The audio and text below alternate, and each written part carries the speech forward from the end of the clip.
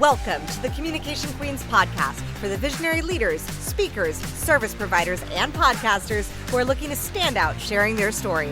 I'm your host, Kimberly Spencer, former screenwriter turned master communications coach.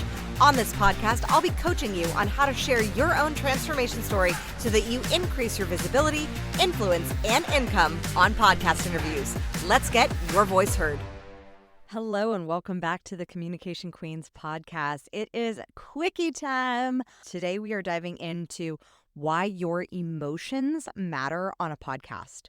So with a personal brand, which is you going out there being the face of your brand, whether it's for your business under a different name, for your business that's under your name, for a tech product that you are the CEO of, whatever it is, you are building your personal brand as you are simultaneously building your business.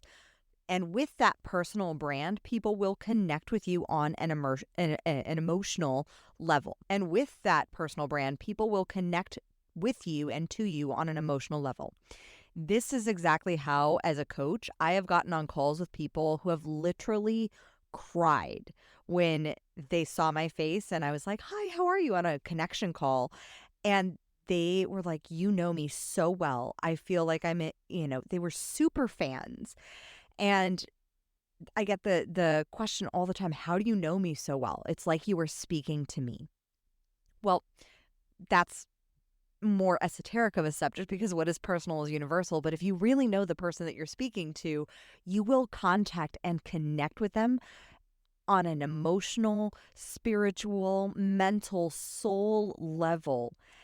And that emotion is so powerful.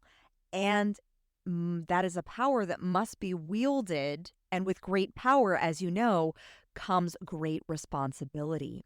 So you need to also, when you are going on podcasts, consider the emotional impact of your message.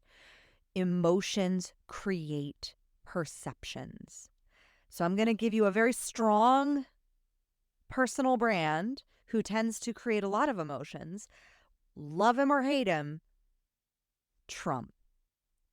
People have such a strong, visceral, emotional reaction, either in absolute love and devotion or absolute detest, because he is masterful at navigating the emotional perceptions, understanding that with strong emotions in one favorable direction, there also can be strong emotions in an unfavorable direction.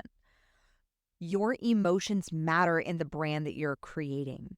If the emotions that you're also projecting out on social media, so for example, if you are on social media or on a podcast interview and you are complaining and you are negative, then you're going to attract more complainers and negatives people into your brand and business. I highly doubt this is you because you are a conscious leader who is listening to this podcast and wanting to up-level their brand and their business and grow with podcasting and serve and impact more with podcasting. But understand the emotional undertones of the messages that you are communicating in any story that you're sharing, whether written, verbal on a podcast, auditory, in person. Understand the emotional journey that you are taking someone on. When I share of my experience of growing up with an addict, I understand and actually have reverence for the emotions that come up within me and that may come up in the form of detest sometimes when I share the story of my father molesting me when I was a child, because that is a disgusting thing.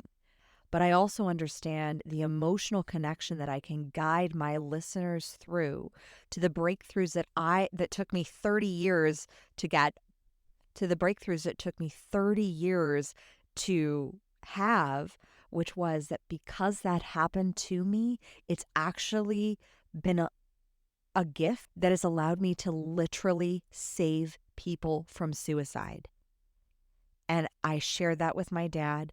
My dad knew that in the last years of his life. He wanted me to share the story because he knew how much him being molested when he was a child impacted him and how much it also impacted me. So understanding, even when you're sharing deeply personal, emotional stories, when you understand that there will be perceptions that will come with that story, it is your responsibility as a communicator to wield that power responsibly.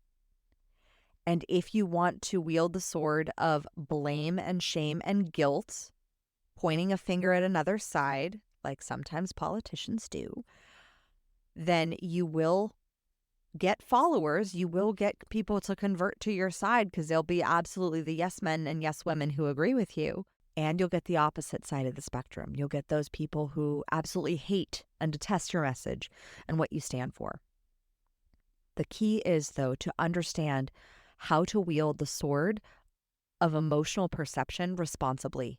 So what stories can you share on a podcast interview or in your social media that cause you to drum up some emotions, understand the perceptions of those emotions that people will see, and they will read your words and listen to your story through the lens of their emotions. And this is why working on your influence skills, your clarity skills, your energy skills, your emotional regulation skills as an entrepreneur, as a leader, and this is what I do with my clients as a coach with Crown Yourself, to really be able to navigate so that they are clear on not only their own emotional perceptions of what they're perceiving is going on in the stories that go on inside their own heads, but also in the stories that they're communicating outwardly and what those mean and how to communicate them maybe even more efficiently outwardly so that they hit harder on certain emotions that actually drive people into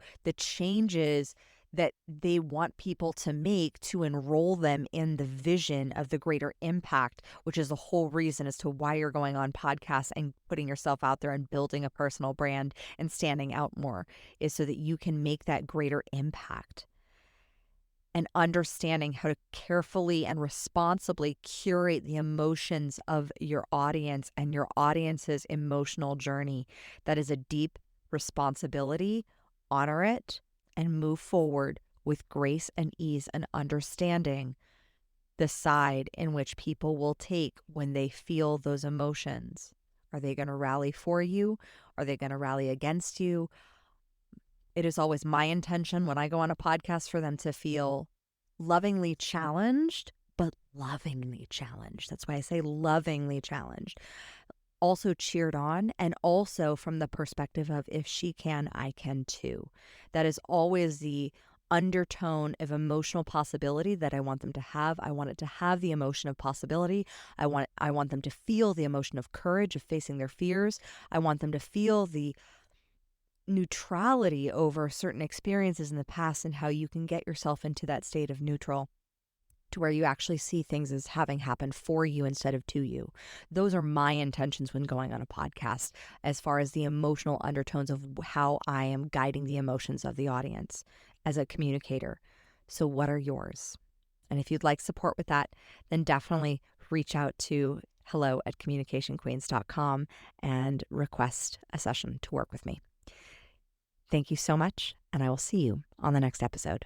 Thank you so much for listening. If you love this episode, subscribe, leave us a review, and share it with your friends. For more tips on guest podcasting, storytelling, and communication strategies, follow us on social media at Communication Queens Agency and visit us at communicationqueens.com.